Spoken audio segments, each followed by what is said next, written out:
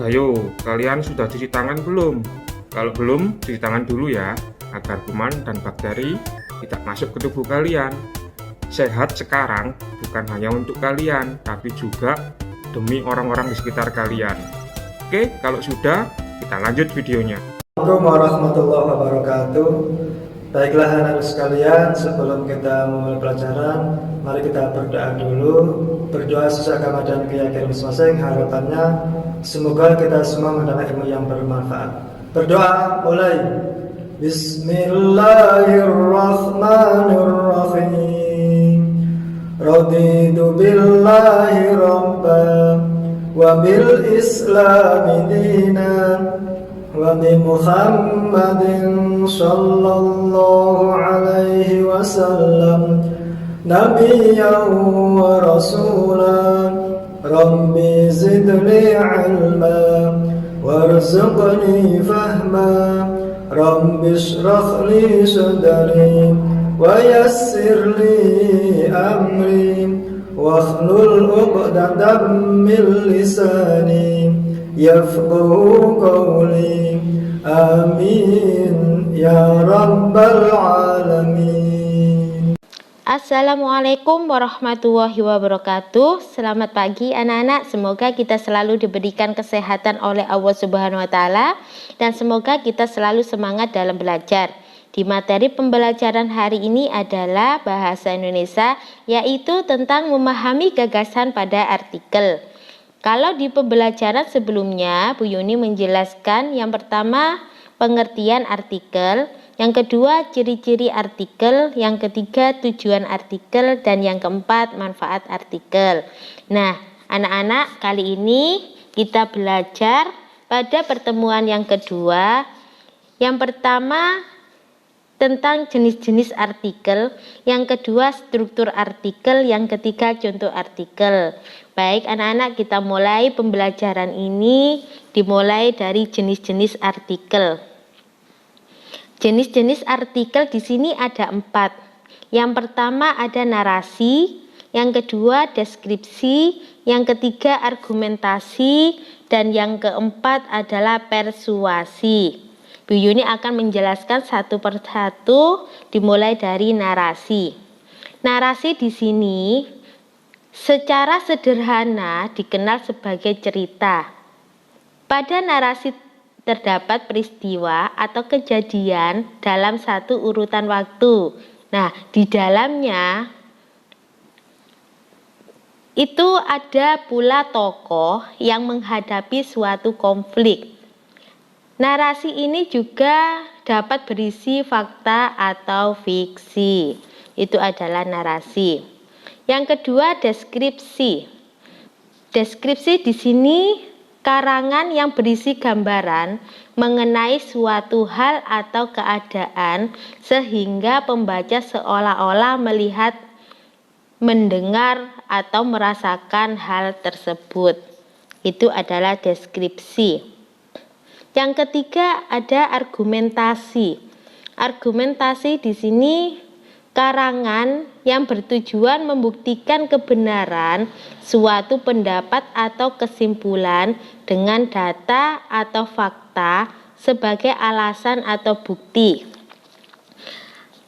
Nah, argumentasi di sini pengarang mengharapkan kebenaran pendapatnya dari pembaca adanya unsur opini dan data. Nah, argumentasi di sini juga berupa fakta atau alasan sebagai penyokong opini tersebut. Itu adalah argumentasi. Yang keempat, persuasi. Persuasi di sini karangan yang bertujuan mempengaruhi pembaca untuk berbuat sesuatu dalam persuasi. Pengarang tersebut mengharapkan adanya sikap motorik yang berupa perbuatan yang dilakukan oleh pembaca sesuai dengan yang dianjurkan penulis dalam karangannya. Itu adalah jenis-jenis artikel.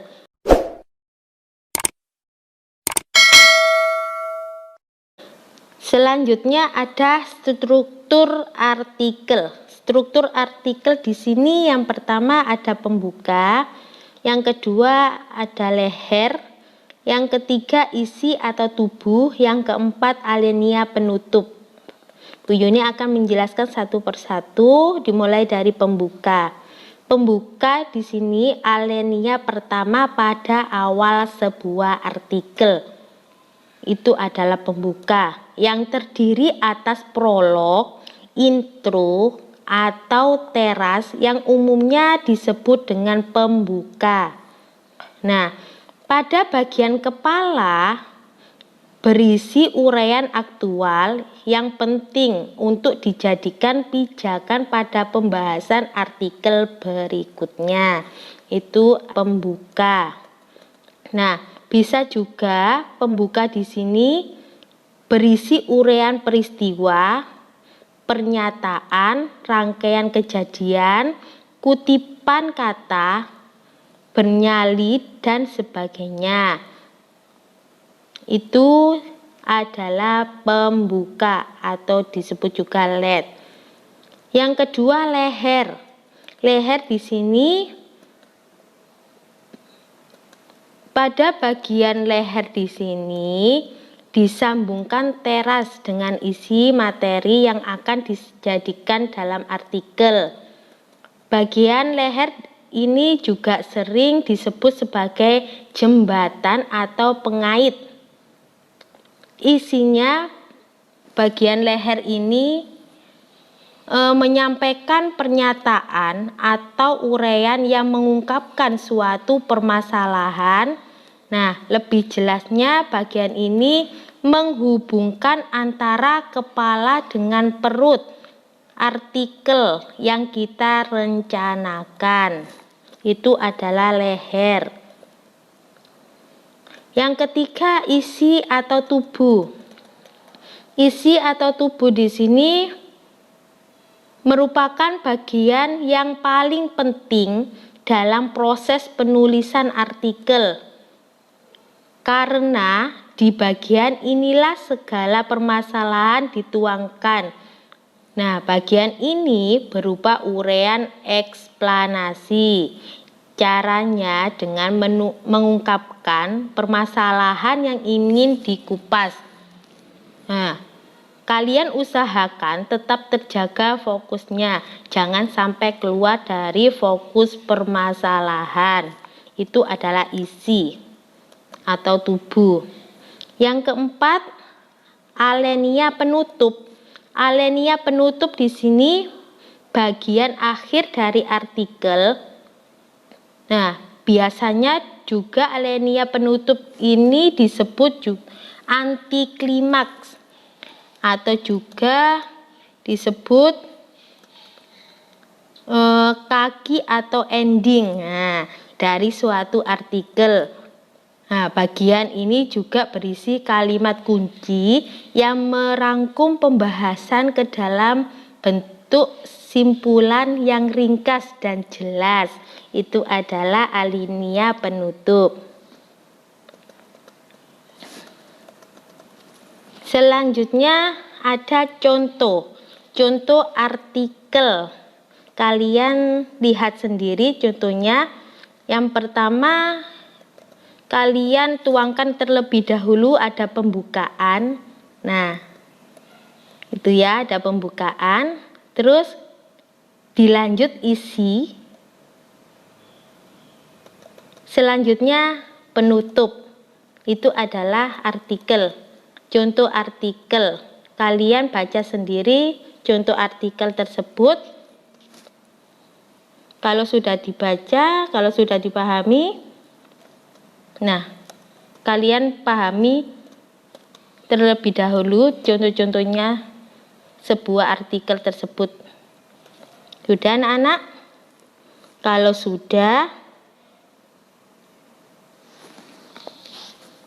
apakah penjelasan dari Bu Yuni bisa kalian pahami?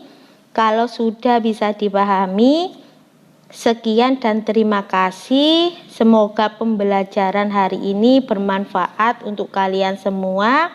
Wassalamualaikum warahmatullahi wabarakatuh. Salam olahraga, salam sehat. Jangan lupa memakai masker setiap kali berkegiatan di luar rumah. Dan gunakan masker untuk menutupi hidung dan mulut kalian. Contohnya seperti ini. Oke guys. Bagaimana dengan pembelajaran hari ini? Sukses selalu, tetap semangat. Jangan lupa jaga kesehatan, pakai masker, selalu cuci tangan, dan jangan lupa jangan keluyuran kemana-mana. Tetap di rumah saja, bantu orang tua. Jangan lupa ibadah.